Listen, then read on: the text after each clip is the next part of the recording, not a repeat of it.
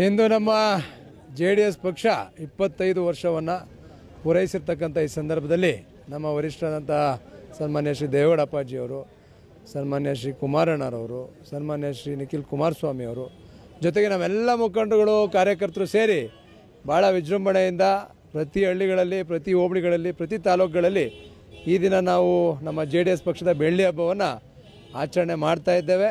ಸನ್ಮಾನ್ಯ ದೇವೇಗೌಡಪ್ಪಾಜಿಯವ್ರ ಸಾಧನೆ, ಕುಮಾರಣ್ಣ ಅವ್ರ ಸಾಧನೆನ ತಲುಪಿಸ್ತಕ್ಕಂಥ ಕೆಲಸವನ್ನು ನಾವು ಮಾಡ್ತಾ ಇದ್ದೇವೆ.